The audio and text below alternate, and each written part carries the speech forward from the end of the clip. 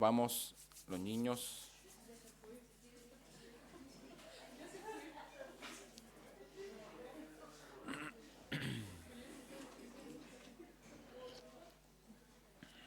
Ya, ¿tiene su Biblia?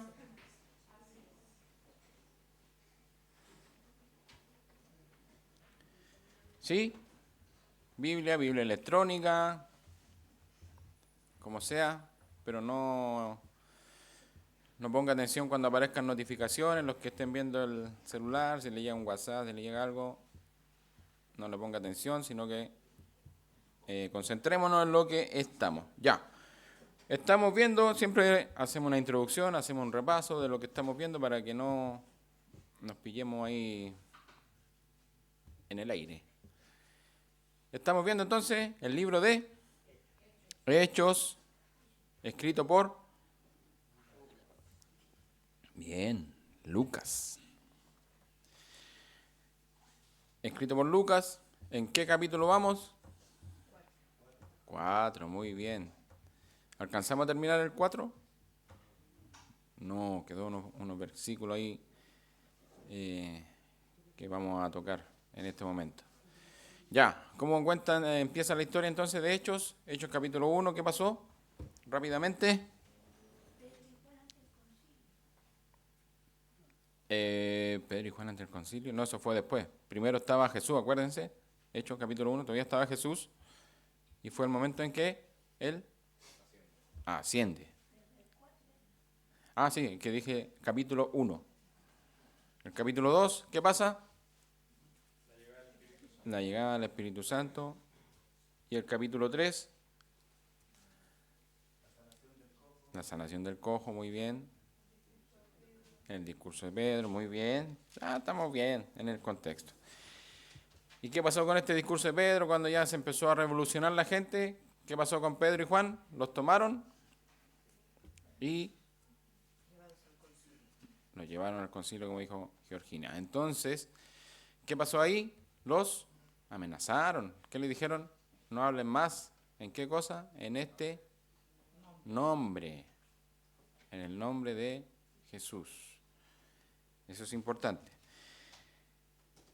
En el capítulo 2 vemos que cuando comienza la iglesia, cuando desciende el Espíritu Santo, y ahí quedan llenos del Espíritu Santo, ¿se acuerda? Y hay una parte en el capítulo 2, en los últimos versículos,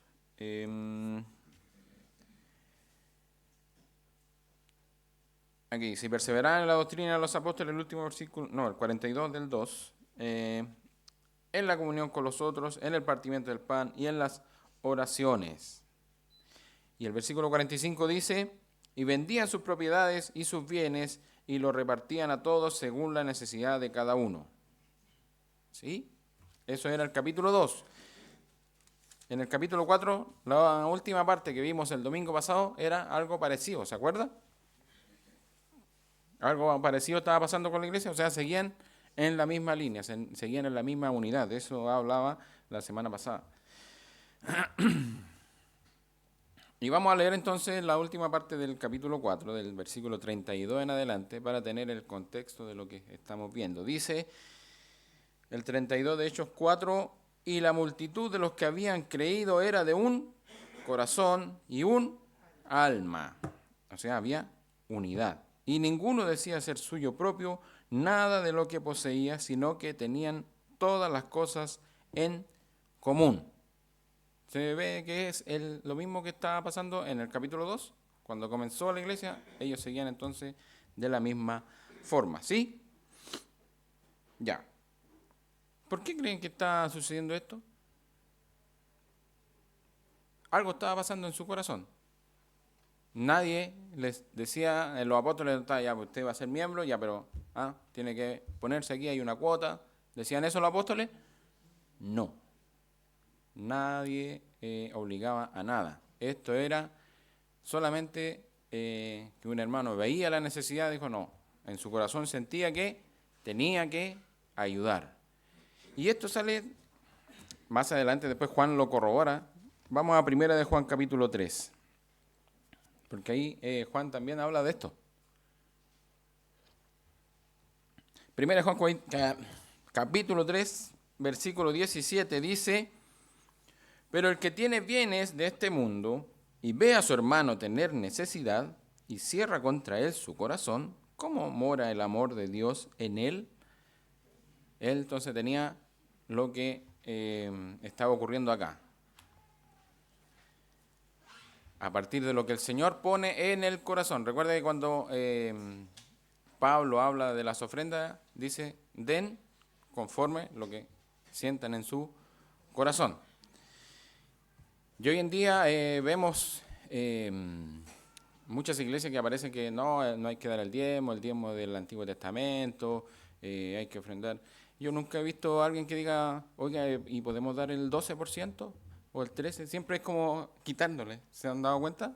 No, que ya mejor no, pero pero da como tú quieras.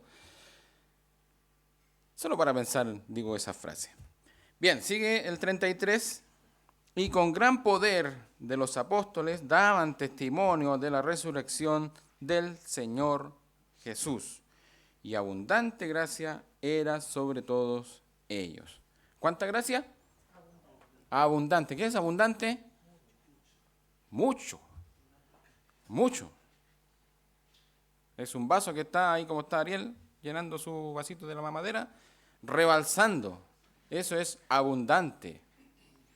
Abundante gracia de parte del Señor. ¿Para dar testimonio de qué? Márquelo ahí en su Biblia, yo lo voy a marcar ahora en este instante. De la resurrección. La resurrección de Jesús. Ese era el tema principal que los apóstoles querían testificar a la gente. Que Jesús había resucitado. ¿Por qué? Porque ellos eran testigos junto a... ¿cuántas personas fueron testigos de la resurrección de Jesús? Dice una parte. En una parte se reunió frente a... ¿cuántas personas? 500 personas. Tarea para la casa para que lo busquen. Entonces, ellos querían testificar acerca de Jesús cuando resucitó, porque ellos lo vieron y ellos eran testigos fieles de lo que sucedió, y era el pie para empezar a predicar el Evangelio y empezar a formar la iglesia, que ahora vemos se está formando. Ya hay miembros. Con Pedro se convirtieron ¿cuántos? 3.000. Y después 5.000, muy bien. Entonces, no era poca gente, era bastante, un número bastante grande. Entonces, dice el 34, así que, a raíz de esta cosa que tenían ellos en su corazón de estar preocupados los unos de los otros, no había entre ellos ningún necesitado, porque todos los que poseían heredades o casas las vendían y traían el precio de lo vendido. ¿Recuerda que es lo mismo que el capítulo 2? Ahí sale un versículo que es muy, muy parecido a esto. Vendían sus heredades. De nuevo, ¿era obligación vender sus propiedades? No, no era obligación. Era completamente voluntario. Voluntario. Y luego más adelante, esto sucedió en esta instancia en la iglesia. Luego, cuando ya pasa el tiempo y Pablo tiene su iglesia en varias partes del Asia y del sector, no hay ningún registro de que en esta iglesia también están vendiendo sus heredades. No. Para tener ojo con eso. Así que cuando vaya a una iglesia y el que está delante diga: venda sus propiedades y tráigala al Señor, no es del Señor. Ni los apóstoles lo hacían, no hay por qué hacerlo hoy. ¿Sí? ¿Está claro eso? Ya. Entonces, quedamos en el 34-35, dice: y lo ponían a los pies de los apóstoles y se repartía a cada uno según su necesidad. O sea, ¿quién administraba este dinero o las ventas de las heredades? ¿Quién los administraba? Los apóstoles. Porque ellos, como estaban en unidad, también entendían que el apostolado tenía la unción del Espíritu Santo para poder administrar todas las cosas que se estaban formando en esta nueva iglesia. Esto fue una revolución cultural en el momento. Muchos, y por eso hacían estas cosas. Recordemos, día de Pentecostés, va mucha gente que era extranjera, ¿recuerda? Hacia Jerusalén. Se encuentran con este evento especial y muchos de ellos deciden quedarse en Jerusalén, porque tenían la necesidad de aprender, ¿no? Yo quiero aprender de Jesús, yo quiero aprender, y estaban con los apóstoles. Muchos se quedaron y tenían que sobrevivir. Fue así como entonces, este hermano está en necesidad, ¿cómo lo apoyamos? Vendamos y damos nuestro aporte. Fue por eso que sucedió esto anhelo que tenían en el corazón, o el deseo que tenían en el corazón de ayudar a su hermano. Muchos perdieron trabajo porque estaban renunciando al judaísmo para ser ahora cristianos. Entonces perdieron su trabajo, gente que era extranjera y también estaba ahí, quería aprender de Jesús y también tenían necesidad, y la iglesia suplía esas necesidades. Entonces lo ponían a los pies de los apóstoles y se repartía cada uno según su necesidad. Entonces viene el hermano Pepe aquí. El hermano Pepe que dice: entonces José, a quien los apóstoles pusieron por sobrenombre Bernabé, es un detalle muy grande, atento, que traducido es hijo de consolación, levita natural de Chipre. ¿Le suena Bernabé, no es cierto? ¿Y sabía que se llamaba José? Ahora sabe. Se llamaba José. Cuando comenzó esta iglesia, entonces, no quiere decir, Lucas destaca a Bernabé, una porque ya cuando él escribió esto ya lo conocía y sabía toda su trayectoria, pero también ahora él cuenta su inicio. Esta es la primera vez que aparece Bernabé en el libro de los Hechos. Y básicamente lo que hizo Bernabé, no sé si recuerda, fue compañero de Pablo, ¿sí o no? Entre muchas otras cosas que él hizo. Fue Bernabé el que presentó a Pablo y dijo: oigan, no, si él ya se convirtió, no tengan miedo. Recuerden que Pablo, ¿qué es lo que hacía? Él perseguía a la iglesia. Pero Bernabé fue uno que dio testimonio de Pablo y dijo: Pablo ha recibido al Señor y ahora es hijo de Dios. Él hace esta entrega también, que dice el versículo 37, como tenía una heredad, la vendió y trajo el precio y lo puso a los pies de los apóstoles. Lo mismo que estaban haciendo los demás, ¿sí o no? También el versículo el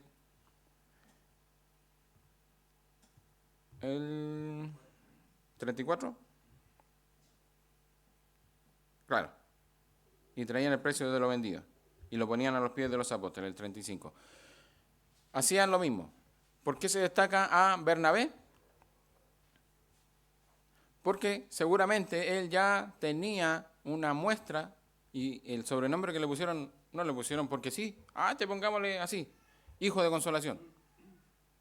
¿Se le habrá ocurrido en el momento? No, porque ya lo tienen que haber observado cómo era su actuar con los hermanos, cómo era, cómo se relacionaba con los hermanos, y más encima ahora trae esta ofrenda que él vendió una heredad de la que tenía. Y se nos habla también de quién es este Bernabé. Dice que era de Chipre y que era levita. ¿Qué era levita? De la tribu de Leví. Muy bien. ¿Y qué características tenían los levitas? Eran de la línea de los sacerdotes, los que estaban preocupados del templo.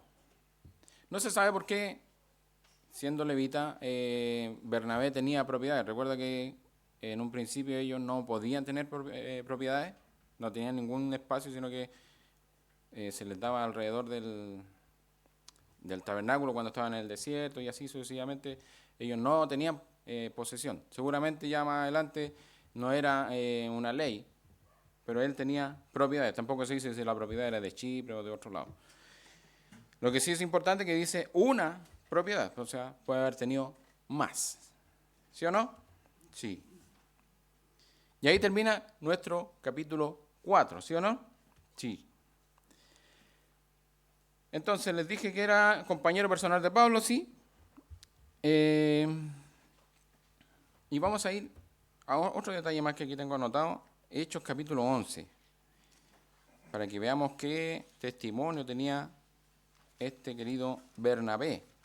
Hechos capítulo 11, versículo 24. Dice, porque era, está hablando de Bernabé, varón bueno y lleno del Espíritu Santo y de fe. ¿Quién era ese? Bernabé. Bernabé, el hijo de consolación. Eso significa Bernabé, hijo de consolación. Entonces, el testimonio que él tenía que era lleno del Espíritu Santo. Y grábese bien esa palabrita, lleno del Espíritu Santo. Porque ahora vamos a comenzar un capítulo que es un poquito triste. El capítulo 5. ¿Cuál es la primera palabra del capítulo 5? Dice, pero. ¿Iba todo bien? Pero. Y recuerde que los capítulos fueron más adelante la división de capítulos. Antes era todo el libro completo. Los capítulos se dividieron para un mejor estudio de la Biblia, para ubicarse, etcétera. Pero aquí la historia continúa. Entonces, como tenía una heredad, la vendió y trajo el precio y lo puso a los pies de los apóstoles. Pero cierto hombre llamado Ananías, con Zafira, su mujer, vendió una heredad. ¿Hasta ahí va todo? Bien. Va todo bien. Pero ya con ese pero es un contraste a lo que la historia que estaba antes, que era la de Bernabé. Por eso Lucas lo escribió así. Oye, Bernabé, que era lleno del Espíritu Santo, hizo esto con un corazón con la motivación correcta. En él él no quería que mira, los apóstoles me pusieron hijo de consolación. Él no era su deseo, con esto voy a lograr agraciarme con los apóstoles. No, su corazón era sincero y el deseo de él era solamente cubrir necesidades con lo que él traía. Y este es el contraste. Vamos a ver qué pasa aquí con este hombre y su esposa. Versículo 2. Primero, vendió una heredad y sustrajo del precio, sabiéndolo también su mujer.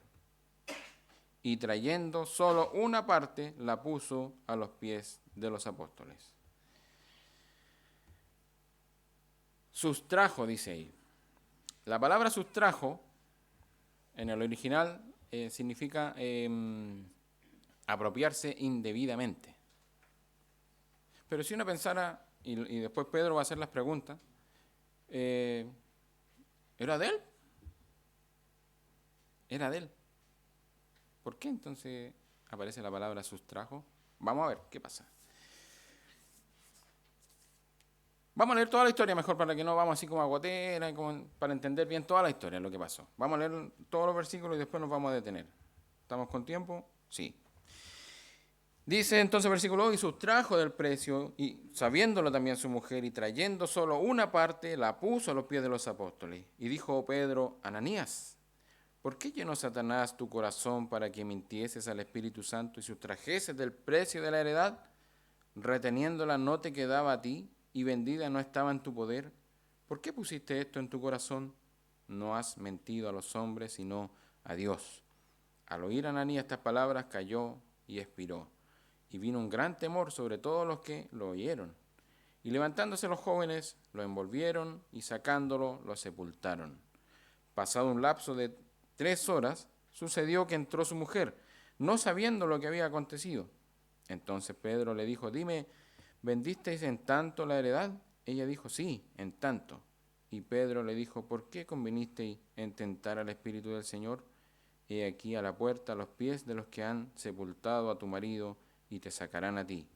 Al instante ella cayó a los pies de él y expiró. Y cuando entraron los jóvenes la hallaron muerta y la sacaron y la sepultaron junto a su marido. Y vino gran temor sobre toda la iglesia y sobre todos los que oyeron estas cosas. Qué bonito el capítulo. Qué bonita esta parte. Venía todo bien, pero sucedió esto. Sucedió esto. ¿Qué hicieron Ananías y Zafira? Básicamente, ellos fingieron públicamente algo. Ellos están fingiendo que traen el precio completo de la venta de su heredad. ¿Cuál era la motivación entonces? Errónea. Quizás dijeron, oye, pero mira, Bernabé, mira, le pusieron hijos de consolación y nosotros tenemos heredad, ¿por qué no vendimos una? Claro. Y así nos tienen en mejor estima los mismos apóstoles. Y convinieron en hacerlo, convinieron en mentir, en fingir. ¿Qué es eso? Fingir, mentir, aparentar algo. ¿Qué es lo que es? Pecado, y se llama hipocresía.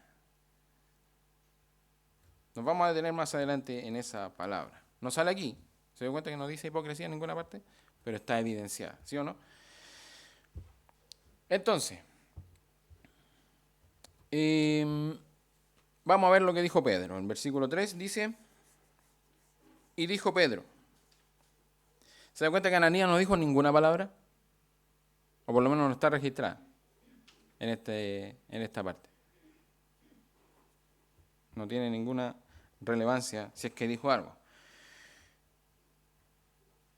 Dijo Pedro, Ananías, ¿por qué llenó Satanás tu corazón para que mintieses al Espíritu Santo? Le dije delante que Bernabé, ¿de qué estaba lleno? Del Espíritu Santo. ¿Y Ananías? ¿Cómo dice Pedro? ¿Por qué llenó quién? Satanás. ¿Por qué llenó Satanás tu corazón para que mintieses al Espíritu Santo? Y sustrajese, la misma palabra que ocupó al principio, del precio de la heredad. Pedro se está quejando porque, oye, pero tenéis más plata, tráela.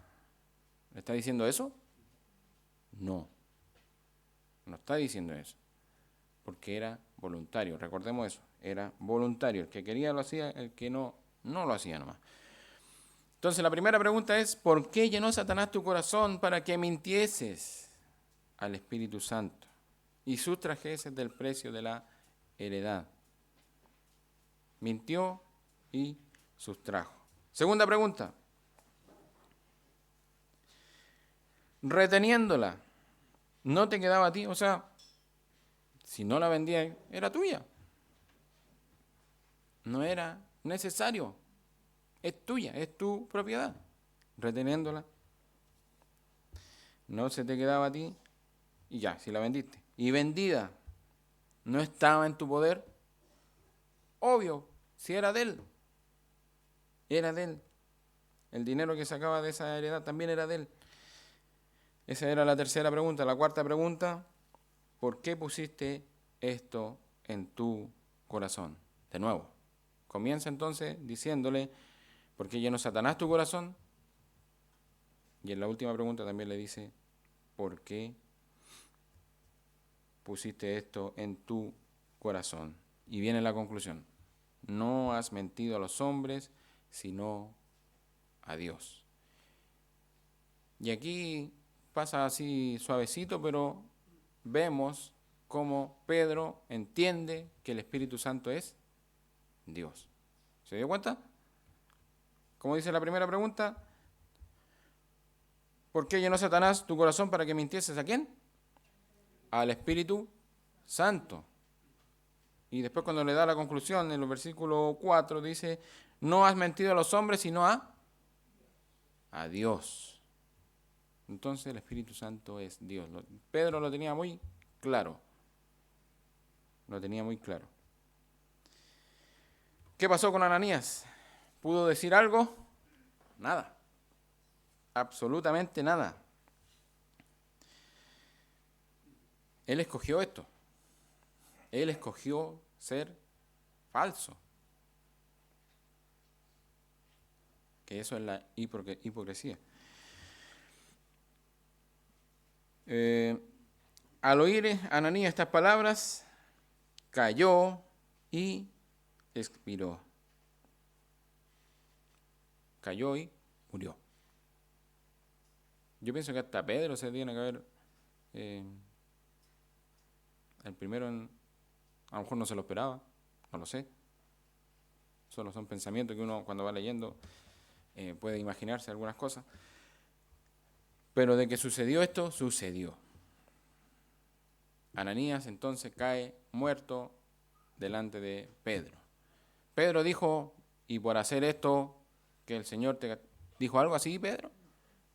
No, él no pronunció ningún juicio sobre Ananías. Solo está diciendo lo que él hizo. Y recordemos que Pedro no sabía, mira, aquí viene Ananías, yo sé lo que hizo. Eso fue el Espíritu Santo porque Ananías iba confiado, pensando que nadie sabía lo que él había hecho. Pero Dios sí sabía. Y con esa actitud iba a enfermar a toda la iglesia.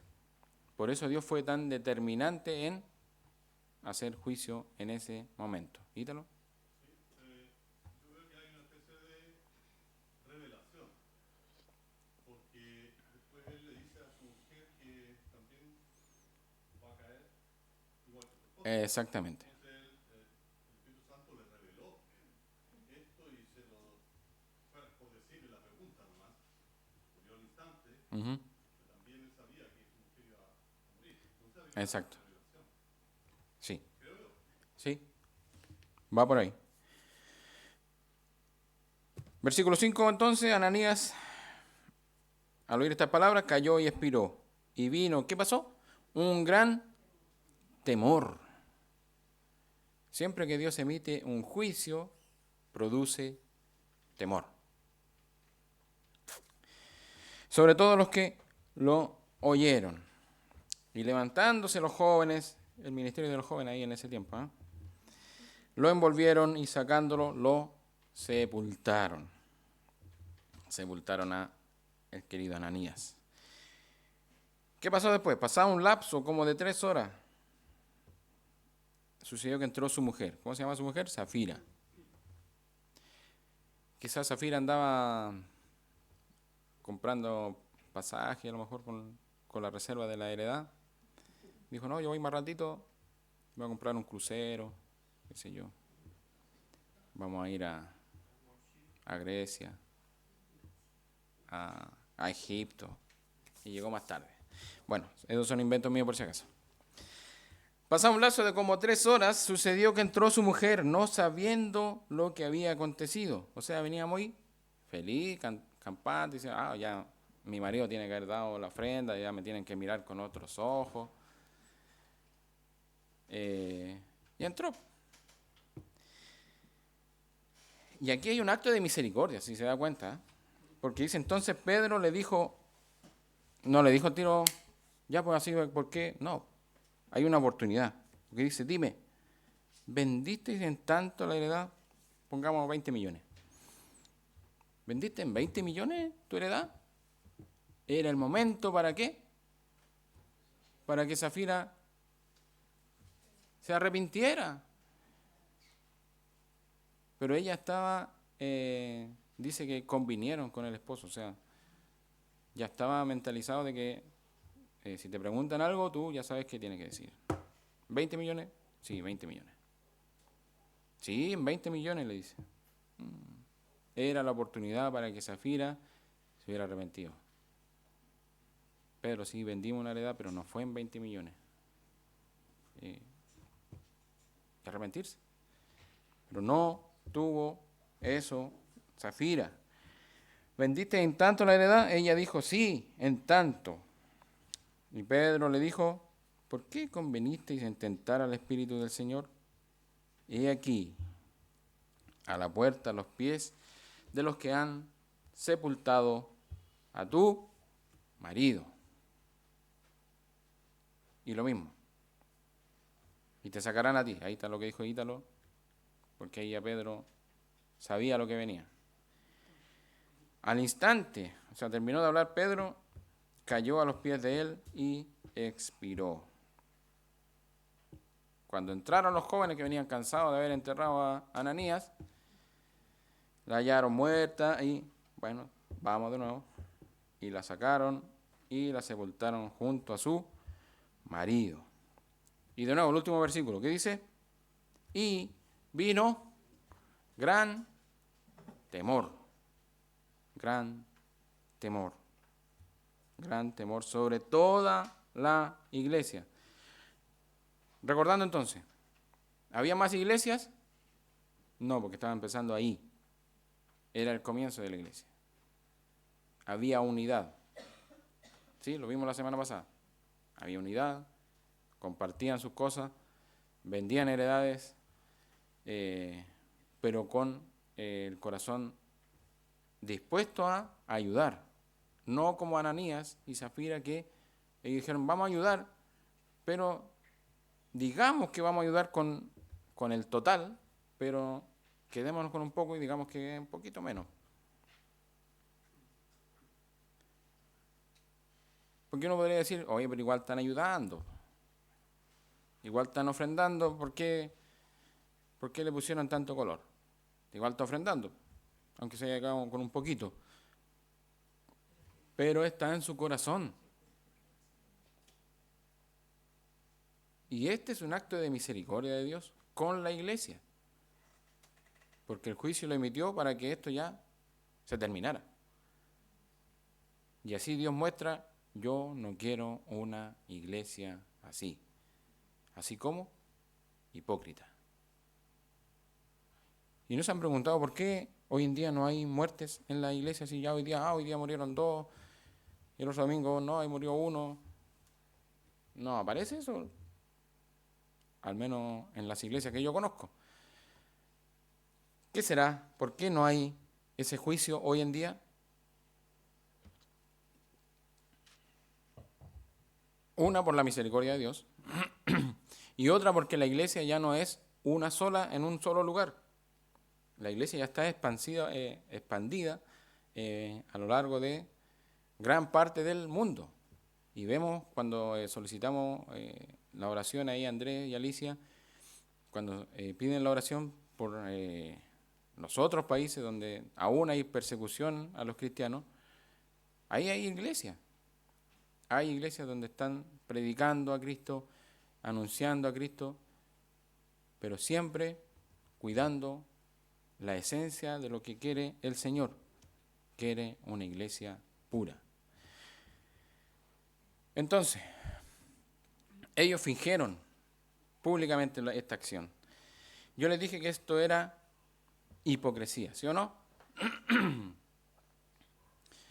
Esto era hipocresía porque, ¿qué querían ellos? Aparentar, ¿qué cosa? Querían mostrar una posición espiritual que ellos tenían. Miren, nosotros tenemos este anhelo en nuestro corazón, queremos donar esta ofrenda. Pero no era sinceridad de su corazón. Y recordemos que Jesús cuestionó firmemente la hipocresía. Y vamos a ir para que tengamos así, ¿cómo hacer Jesús? Sí, recordemos. Mateo capítulo 6. ¿Qué es Mateo capítulo 6? El Sermón del Monte, muy bien.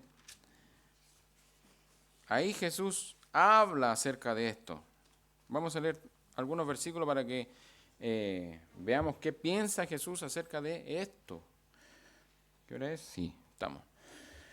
Capítulo 6, versículo del 1 al 6, vamos a leer, dice, guardaos de hacer vuestra justicia delante de los hombres para ser vistos de ellos, y de otra manera no tendréis recompensa de vuestro Padre que está en los cielos. ¿Se da cuenta que va para allá? Cuando pues des limosna, no hagas tocar trompeta delante de ti, como hacen los hipócritas. En las sinagogas y en las calles, para ser alabados por los hombres. ¿Se da cuenta que ese era el corazón de Ananías? De cierto os digo que ya tienen su recompensa. ¿Cuál es su recompensa? Si es que no es descubierto, la gente, oh, qué gran hombre de Dios. Mas, cuando tú des limosna, no sepa a tu izquierda lo que hace tu derecha. Esto es, hazlo calladito. Para que sea tu limosna en secreto. Y tu Padre que ve en lo secreto, te recompensará en público. O sea, uno va a dar, pero no para que, es que yo quiero que mi Padre me recompense en público. No es esa la idea. Yo lo hago para que ayudar. Pero dice que el Padre me va a recompensar. Si el Padre me recompensa, gloria a Dios. Y versículo 16, que también aquí da otra señal. Jesús dice, cuando ayunéis, no seáis austeros como los hipócritas, porque ellos demudan su rostro para mostrar a los hombres, ahí está la clave, para mostrar a los hombres que ayunan. De cierto os digo que ya tienen su recompensa. ¿Cuál recompensa? La misma. Que los hombres, oh, mire, este hermano, como ayuna, mire su cara. Pero tú, cuando ayunes, unge tu cabeza y lava tu rostro, para no mostrar a los hombres que ayunas, sino a tu Padre que está en secreto. Y tu Padre que ve en lo secreto, te recompensará en público. Eso es la opinión que tiene Jesús acerca de la gente que finge, la gente que aparenta ser algo que no es, mostrar algo que no posee. Nadie es tan desagradable a los ojos de Dios como aquellos que hacen alarde de belleza espiritual que no poseen. Duro, porque ahí caemos todos. Y ahí es donde tenemos que pensar, ¿y por qué no hay juicio? Solo acto de misericordia de Dios. Vamos a leer otro pasaje que nos va a dejar un poquito más claro esto. Primera de Corintios 11.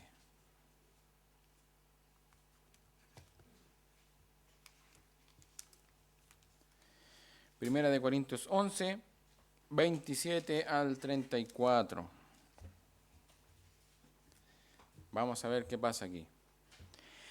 De manera que cualquiera que comiere este pan o bebiere esta copa, está hablando de la cena del Señor indignamente, será culpado del cuerpo y de la sangre del Señor.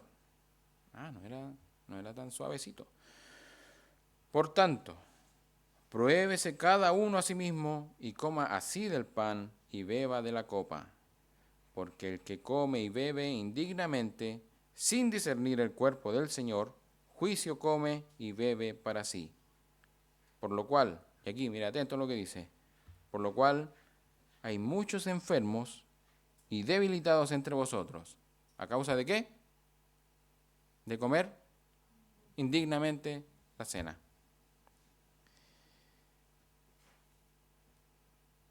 Hay muchos enfermos y debilitados entre vosotros. Y muchos, ¿qué cosa? Duermen. ¿Qué es dormir? No es lo que está haciendo Elías en este momento. Cuando habla de dormir, es morir. Hay muchos que duermen. Y esto es la iglesia también. Si pues nos examinásemos a nosotros mismos, no seríamos juzgados. Mas siendo juzgados, somos castigados por el Señor para que no seamos condenados con el mundo. Así que, hermanos míos, cuando os reunís a comer, esperaos unos a otros. Si alguno tuviere hambre, coma en su casa, para que no os reunáis para juicio. Las demás cosas las pondré en orden cuando yo fuere. Está hablando entonces de la hipocresía. Y podríamos estar otra clase entera hablando de hipocresía, pero quiero que se queden con la idea de Ananías y Zafira, de cómo ellos pusieron en su corazón el presentarse delante del Señor, o creyendo, no sé qué pensaron ellos, que podían mentirle al Señor. Y eso nos queda también a nosotros. Porque este juicio lo que produjo fue temor al Señor. Y eso es lo que nosotros debemos tener siempre, el temor al Señor. El temor al Señor. Y no fingir algún estado de espiritualidad, algo que no tenemos. ¿Me entiende? ¿Sí? Pero esa es la finalidad de esta parte, el temor del Señor. ¿Qué cree que pasó con la iglesia? Ah, los hermanos se fueron. No, aquí se muere gente. ¿Qué cree que pasó? Siguió creciendo, porque la obra no es del hombre, la obra es del Señor. Y vamos a leer el primer versículo, el 12, que dice: y por la mano de los apóstoles se hacían muchas señales y prodigios en el pueblo. Y dice de nuevo, y estaban todos unánimes en el pórtico de Salomón. O sea, esto no los desanimó. ¿Qué produjo en ellos? Temor a Dios. Entendieron que un corazón hipócrita, un corazón que quiere engañar al Señor, ¿entiendes eso? Quiere engañar al Señor. Es correcto que Dios emita un juicio. Ellos entendieron eso. Y vemos cómo los apóstoles continuaban haciendo señales, prodigios, y la iglesia seguía creciendo, seguía multiplicándose. Y vamos a ver más adelante cómo sigue toda esta historia del comienzo de la iglesia hasta los días de hoy. Hoy estamos aquí en una iglesia donde también nos reunimos, nos congregamos, ofrendamos para la iglesia, para la necesidad de los hermanos. Hagámoslo con corazón sincero, con un corazón agradecido. Porque ¿qué nos da para que demos? El Señor. Damos de lo que Él nos da. ¿Qué hora es? Preguntas.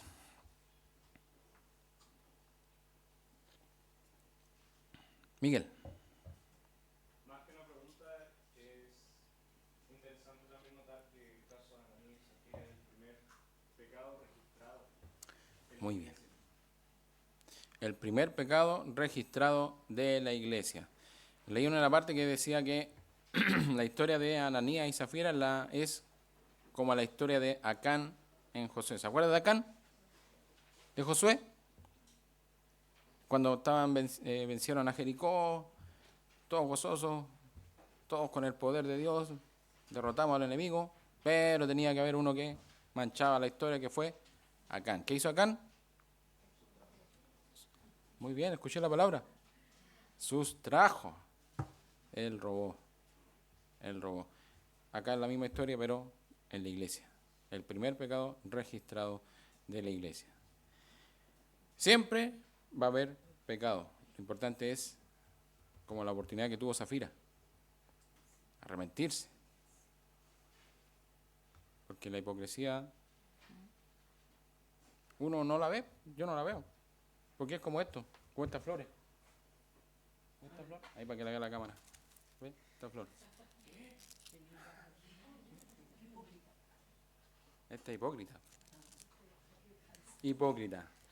Porque es de mentira. Es de mentira. Iris. En Amós hay un pasaje, capítulo 3, que dice: no andarán dos juntos sin estar de acuerdo, sin ponerse de acuerdo. Y este pasaje ahí de Ananías y Zafira me hace recordar ese otro pasaje, y también me hace recordar una situación acción como paralela de Abigail, creo que es, con su esposo, cuando el rey David necesitaba ayuda y el esposo de Abigail no quería. Y ella actuó en contra en ese momento de su esposo Mm, para ayudar al rey, porque entendía que eso era lo correcto, porque iban a matar también a su familia y a todos. Como el paralelo también entre nosotros, ya sea el matrimonio, ujú, en este caso lo que muestra Ananías y Zafira, y el Señor dice, no andarán dos juntos sin estar de acuerdo. Y qué importante es eso, en qué nos exacto. ponemos de acuerdo también. Exactamente. Hay que ponerse de acuerdo, pero en las cosas correctas, como lo veíamos en los varones, creo que fue. Bueno, no me acuerdo. En alguna reunión lo vimos que si el marido o la esposa tienen alguna decisión que es incorrecta, o sea, que no va con la palabra de Dios, hay que decirlo. Y no porque no para no tener una pelea, no, mejor hagamos lo que dice, o hagamos lo que dice mi marido, o hagamos lo que dice mi esposa, porque Zafira hubiera dicho, no, no hagamos esto, porque estamos mintiendo al Señor. Hubiera sido una palabra sabia de Zafira a su marido Ananías, pero no lo hizo. Y fue juicio del Señor sobre ellos. Ya, ¿estamos bien? ¿Sí? ¿Cómo les fue a los chicos? Qué bueno. Ya. Oramos entonces para terminar. Gracias, Señor, por tu palabra.